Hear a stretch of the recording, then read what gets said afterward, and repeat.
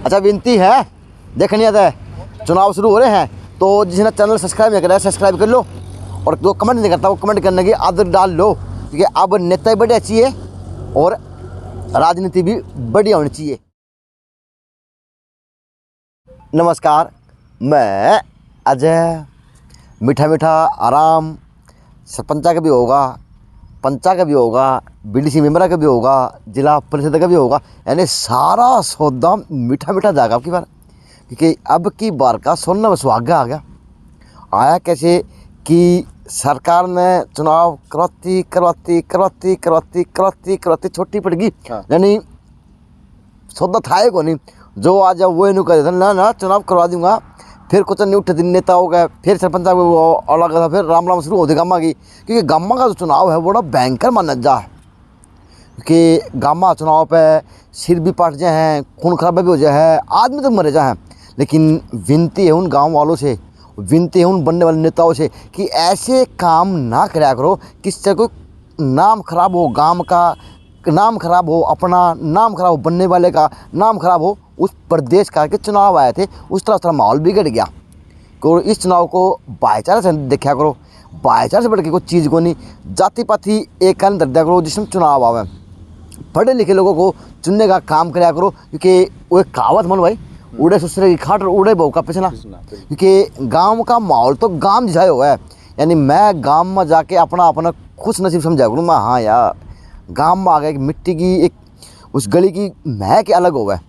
तो वो महक चुनाव में बिखरे, किसी की जाति रंजिश ना निकालें, किसी की देश भावना ना अपनाओ, बस इसको भाईचारा निभा के इसको इतिहास बनाए। जिस तरह से आप बनने के बाद में अपने गांव को आदर्श बनाएंगे, अपने ब्लॉक को पता नहीं के सिस्टम बनाओगे, चंडीगढ़ बनाओगे, के बनाओगे, लेकिन सरकार की नीति भी साफ होगी, चुनाव आयोग की नीति साफ होगी, और सरकार द्वारा शुरू हो गया, यानी राम राम फिर तला मेरा भाई हट नहीं रहेगा है मन भाई। तो पहली कड़ी और पहला मेरा कैंडिडेट मोनू देवसर ग्रुप में जिला परिषद के लिए हैं, और युवा हैं, सक्षम हैं, और सबसे बड़ी बात है कि एक सुलझे हुए व्यक्तित्व के धनी हैं। जब भी बात की है मैंने, मुझे ये लगा कि हाँ मैं किसी व्यक्तित्व को धनी से बात करने लग रहा हूँ, क्योंकि आदमी की बातें भी छाप छोड़ती हैं राजनीति पे, और आदमी का व्यक्तित्व भी छाप छोड़ रहे हैं राजनीति के अंदर। तो देवसर में नाम मोनू देवसर आज से नहीं, बहुत पुराना जानता हूँ, ओल्ड में बहुत पुराना दिखाया करता, लेकिन सरकार की नीति कौन थी, चुनाव हो जाए। हाँ। कैसे मैं सब अच्छे हैं भाई साहब, मुबारक हो आपको कि अब फिर से लोगों के घरों के अंदर देसी की गिद्धी चलेंगे। बिल्कुल बिल्कुल नहीं, जो चुनाव है ग्रामीण परिक्षेत्र का चुनाव है, विशुद्ध रूप से ग्रामीण है, ये एक त्यौहार की तरह है, हाँ, पर्व की तरह है, और दो पर्व आगे तो इंतजार करते। अब सरकार ने लगभग 1.5-2 साल ये विलम्ब से करवा रहे हैं चुनाव, तो काफ़ी दिन के बाद जब कोई त्यौहार आता है तो उसको उतनी ही ऊर्जा के साथ मनाया भी जाता है। पर्व दो आगे, दीपावली का भी आ गया और वैसे पर्व आ गया। दिवाली के बाद ये चुनाव है। तो अब की बार चुनाव जो है चुनाव आयोग 2 अलग अलग दिनों करवा रहे हैं। पहले दिन जो चुनाव होंगे वो ब्लॉक के और जिला परिषद के होंगे, और उसके एक दिन का अंतराल रख के फिर जो चुनाव होंगे 2 नवंबर को, वो ग्राम पंचायत के सरपंच के और मेंबर के लिए चुनाव किए जाएंगे। हाँ जी। तो किस प्रकार की तैयारियां हैं, किस प्रकार की आपकी हैं, और किस प्रकार, क्योंकि आपका बात करूँ तो जिला परिषद नाम तो 6-7 शब्द में सिमट जाए है, लेकिन जो एरिया है वो 20 से 25 किलोमीटर घुमा दे है, यानी एमपी भी कौन मानो और एमपी तक कम भी कौन रहो, एमएलए तो सोचता है। क्षेत्रीय विस्तार जिला परिषद का बहुत लंबा होता है।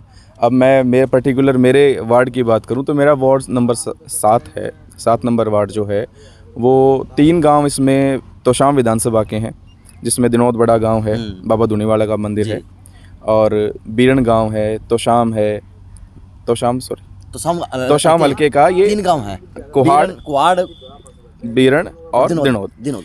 और उसके बाद देवसर जो है, देवसर दोनों पंचायतें हलवास की, गोविंदपुरा, प्रहलादगढ़ और ढाणा नरसान, ये सभी गांव जो हैं वो भिवानी विधानसभा के क्षेत्र हैं।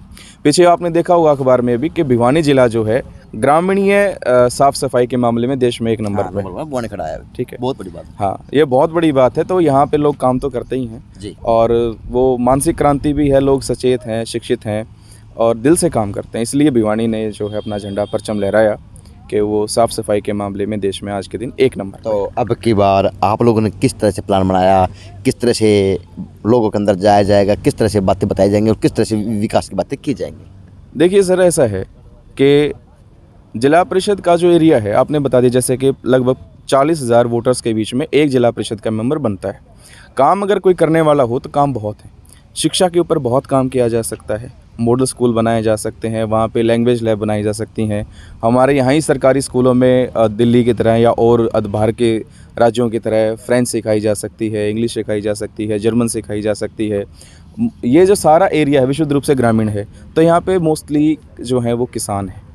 एक भी फूड प्रोसेसिंग यूनिट हम लगा दें, मतलब मोटा मोटा मैं समझाऊँ कि जो टमाटर जिसमें भाव नहीं होता, जो किसान के पास होती हैं, वो उसको नदी नालों में ना फेंक करके उसको स्टोर करके अगर उसका वो सॉस बना के बेचें तो 2 रुपये किलो का 5 किलो का टमाटर जैसे 50-100 रुपये किलो तक जा सकता है। युवा नेता बनेंगे, पढ़े लिखे नेता बनेंगे तो इस तरह की सोच आएंगे और विकसित होंगे गाँव द्वारा। और इस तरह के इंस्टीट्यूट बनाया जा सकता है, IIT लाई जा सकती है जिसमें बच्चे मतलब कौशल सीखें, कौशल सीख के रोजगार। गांव की बात करूं तो कितने काम थे? 7 काम थे, 8 काम थे? ये 9 पंचायतें मेरे 9 आपके गांव में, आपके वार्ड में 9 पंचायतें हैं और वार्ड नंबर 7 से तैयारी कर रहे हैं। तो मन भाई क्या क्या दिखते हैं आपके 9 पंचायतों के अंदर, क्या क्या मेन मानते हैं कि किस प्रकार की आपकी मांगे रहेंगी और किस प्रकार के लोगों के बीच में आप जाके संतुष्टि भरा बात कर पाएंगे? मेरा मुख्य उद्देश्य युवाओं के लिए काम करने का है। यहाँ ये जो मेरे गांव है, यहाँ पर इंटरनेशनल तक के खिलाड़ी हैं, ओलंपियन मेडलिस्ट भी हैं, तो एक भी अच्छा स्टेडियम यहाँ पर नहीं है। तो इनमें दिनोद गांव है, देवसर है, नज़दीक के जो गांव है बहुत स्पोर्ट्स पर्सन है, हलवास गांव है, तो यहाँ पे एक बड़ा स्टेडियम बनाया जा सकता है। अच्छे लेवल के कोचेज़ यहाँ पे डेप्यूट किए जा सकते हैं ताकि जो खेप है, आने वाली जो खेप है, जनरेशन है, वो बहुत उच्च स्तर तक जाके खेलों में भाग ले, देश का नाम करे और इस इलाके का नाम करे। स्कूलों का स्तर जो बढ़ाया जा सकता है, जो शिक्षा का स्तर रोज़ गिरता जा रहा है, उस पर काम करने की तो बहुत ही ज़्यादा आवश्यकता है। यानी आपने तो घोषणा पत्र बिल्कुल युवाओं के लिए फिट फॉर कर दिया। युवाओं के लिए काम करना ही ज़रूरी है, युवा ही देश का भविष्य है। हाँ, उनको सही तरीके से गाइड करना। कमियाँ क्या देखते हैं, क्योंकि दौरे शुरू हो गए पहले से, पहले आप तैयारी तो कर रहे थे, बट कमियाँ क्या रखते हैं गाँव के दराव के फिलहाल? कमियाँ सबसे एक तो संसाधनों की कमी बहुत है, जवान बच्चों को गाइडेंस की बहुत कमी है। ऐसा क्यों होता है कि वही बच्चा जब यहाँ रहता है तब तक तो IAS की तैयारी नहीं करता, इस चीज़ की तैयारी नहीं करता। जब वही बच्चा दिल्ली यूनिवर्सिटी में दाखिला लेता है, वो फ़र्क यही है कि बच्चा तो वही है, उसी ब्रेन के साथ, उसी क्षमता के साथ पैदा हुआ है। यहाँ उस बच्चे को गाइडेंस नहीं मिलती, गाइडेंस भी नहीं मिलती। वही बच्चा जब दिल्ली यूनिवर्सिटी या JNU में जब जाता है तो वहाँ जाके वो तैयारी करके IAS बन जाता है। वो क्षमता उसके पास यहाँ भी थी, लेकिन ना तो यहाँ पे संसाधन है और ना पे यहाँ पे गाइडेंस। और अब आपको अगर ग्रामीण दरा की व्यवस्था की बात की जाए, व्यवस्था क्या मानते हैं, कितने बदलाव की जरूरत है? बदलाव की बहुत जरूरत सर। बुनियादी अगर ज़रूरतों की बात करें तो सड़कों की व्यवस्था बहुत ख़राब है। एक ठेकेदार आता है, वो बनी बनाई सड़क को फाड़ के चला जाता है। वो कहता है कि मेरे टेंडर में जो शामिल नहीं है उसको रिपेयर करना। पीने के पानी की बहुत ज़्यादा समस्या है। पीने के मोस्टली जो गांव है वहाँ बोरिंग के पानी से अपना काम चला रहे हैं। सप्लाई के पानी की अच्छी व्यवस्था आज तक नहीं है। सड़कें टूटी हुई हैं, बिजली का भी यही खस्ता हालत है। किसानों को ना, जो भी समस्याएं किसानों की हैं वो रहती हैं। तो एक सरकारी खरीद की बड़ी दुकान भी इधर नहीं है। भाई सारी दुकानें शहरों में क्यों, 1-2 दुकान सरकारी इधर भी होनी चाहिए। जो भी 20-25 किलोमीटर का किसान अगर जाए कि यूरिया आज नहीं है तो उसको गांव के गांव में पता चल जाए। हाँ, परेशानी ना हो। यानी आप अगर बनते हैं तो इस तरह की व्यवस्था आपके द्वारा माध्यम से सरकार से मांग की जाएगी और ग्राहक के ऊपर काम करेगी। मेरी जो है प्रेफरेंस यही रहेगी, जो सेवाएं हैं जो आम जन को अपना दिन खराब करके ना लेनी पड़े, वो प्राथमिक तौर पे वो उसके गांव में ही चलकर सेवाएं उसको प्राप्त हो जाए। आज हाँ, जो भी आज के दिन ऑनलाइन सेवाएं जो हैं, जो आज अनपढ़ किसान है वो अपनी ऑनलाइन जो फसल जब ऑनलाइन कराता है उसमें उसको बड़ी समस्याएं आती हैं। कभी लाइट नहीं है, कभी इंटरनेट नहीं है ना। तो इस तरह की सेवाएं उनको मुफ्त में देना सरकार की ड्यूटी है, सरकार को देनी चाहिए। अब हम बनेंगे तो ये चीज़ें वार्ड में सभी लोगों को अपनी तरफ से प्रदान करेंगे, की जाएंगी। हाँ। तो वार्ड नंबर 7 है, मोनू देवसर की माता जी हैं। हाँ जी, उषा किरण नाम है माता जी का।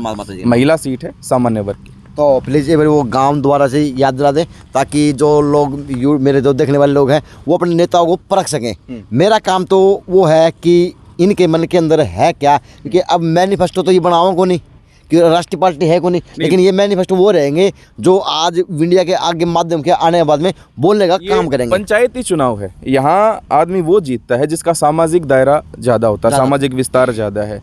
यहाँ राजनीतिक पार्टियों का प्रभाव नहीं है जी, क्यों राजनीतिक पार्टियां इसमें कुछ लेना देना नहीं है। ये आज सरपंच का चुनाव और जिला परिषद का, आपको निजी तौर पे आप कितना चाहते हैं, लोग आपको, कितना आप लोगों से मिलता जुलते रहते हैं, कितने आप वचन के आपके प्रतिबद्ध हैं, कितनी जुबान पूरी करते हैं, वो चीज़ें लोग आपके बारे में रोज़ देखते हैं। ऐसे नहीं कि आपको हेलीकॉप्टर से किसी ने उतार दिया और आप चुनाव जीत गए। ये विधायक बन सकता है आदमी ऐसे तो पैराशूट से, जिला परिषद नहीं बनेगा, सरपंच नहीं। तो विनती है जो जोड़ दिया गया ना खून खराबे वाली बातें, चुनाव छोटा से बड़ा हो, चुनाव उसके लिए भी विनती करना शुरू सभी वार्ड वासियों से विनती है, सभी ग्राम क्षेत्रियों से विनती है कि चुनाव जो बहुत ही शांतिपूर्वक लड़ें। और ये एक टीम समझें कि भाई एक टीम उधर खेल रही है, एक टीम उधर खेल रही है, और चुनाव के नतीजे जो भी हों, जीत हो हार हो, सभी को समान हृदय से स्वीकार करनी चाहिए।